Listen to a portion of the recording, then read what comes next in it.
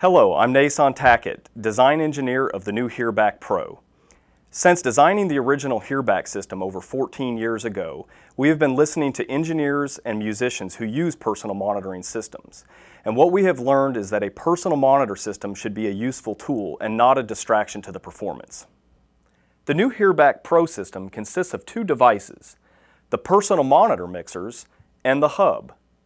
Here we have the front of the HearBack Pro hub. As you can see, it's very similar to the original HearBack hub. We have a power switch with a dual power supply indicator that illuminates upon the presence of two power supplies. This can be used for redundancy or for powering up to 32 mixers off of a single hub. Next, we have a three-way input switch with A, B, which are card slots located on the rear of the hub, and H bus, which is a bus used for daisy chaining multiple hubs together.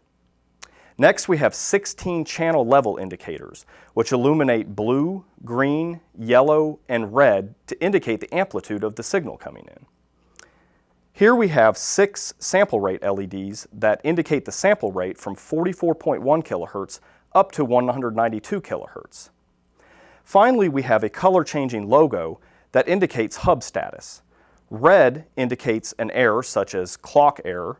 Blinking red indicates a problem such as over temperature or over voltage, which we'll get into a little later when we describe the back of the hub.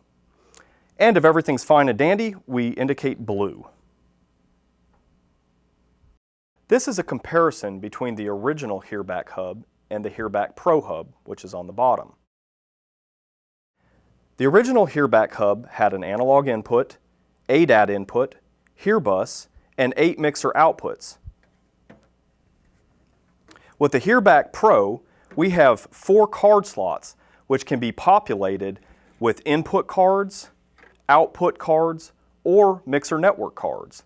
This allows you to configure a hub however you need to.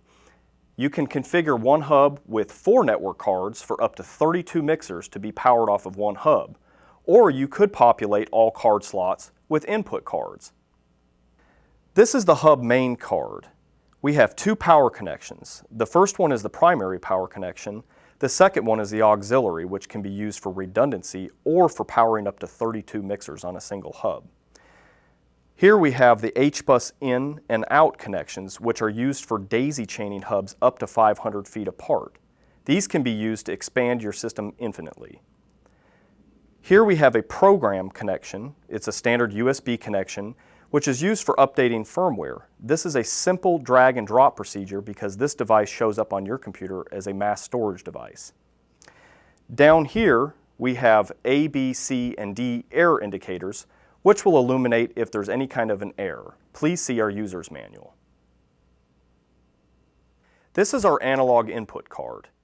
Each card is 8 channels and features a DA88 style connector like our original HearBack. Each channel has a jumper for a 10 dB pad to allow signals up to plus 22 dBu. Upon special request, we can modify this to accept signals as hot as plus 28 dBu. The cards feature a 24-bit Delta Sigma converter and have a user-selectable sampling rate of 44.1 up to 192 kHz.